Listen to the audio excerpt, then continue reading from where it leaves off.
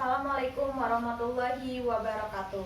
Perkenalkan, nama saya Amelinda Zalia dari kelas 5B1 mata kuliah Public Speaking. Saya akan membahas mengenai tema Konvensi Hukum Laut 1982 dan upaya penyelesaian sengketa Laut Cina Selatan.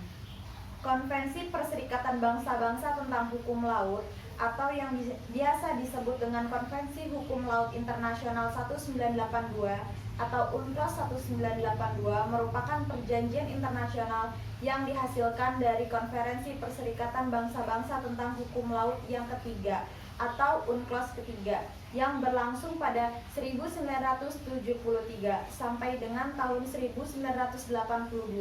Konvensi Hukum Laut ini mendefinisikan hak dan tanggung jawab negara dalam penggunaan lautan di dunia serta menetapkan pedoman untuk bisnis, lingkungan, dan pengelolaan sumber daya alam laut. Sebagai instrumen hukum internasional, maka Konvensi Hukum Laut 1982 menjadi dasar hukum bagi setiap negara dalam menentukan delimitasi maritim. Oleh karena itu, Konvensi Hukum 1982 menjadi landasan untuk menyelesaikan sengketa internasional yang terkait dengan wilayah maritim suatu negara. Meskipun Konvensi Hukum 1982 telah memberikan pengaturan mengenai batas wilayah laut suatu negara dan pembagian zona maritim, namun konflik yang terjadi antara dua negara atau lebih terkait dengan batas wilayah masih sering terjadi. Dalam hal terjadi sengketa, Konvensi Hukum 1982 telah mengatur mekanisme penyelesaian sengketa yang terdiri dari 3 bagian. Bagian 1 mengatur bahwa penyelesaian sengketa dilakukan melalui kesepakatan damai antar dua pihak.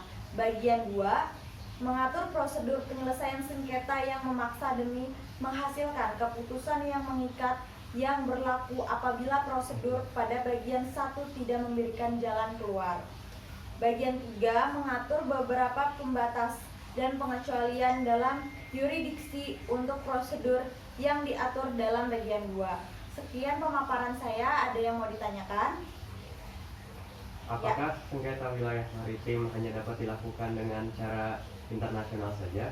Ya, untuk penyelesaian sengketa wilayah maritim hanya dapat dilakukan berdasarkan hukum internasional atau dalam hal ini Konvensi Hukum Laut 1982, dan dalam konvensi tersebut tidak mengenal delimitasi batas maritim yang didasarkan atas aspek sejarah. Sudah cukup jawabannya? Sudah cukup, terima kasih. Ya, baik. Segitu saja pemaparan dari saya. Kurang lebihnya mohon maaf. Wassalamualaikum warahmatullahi wabarakatuh.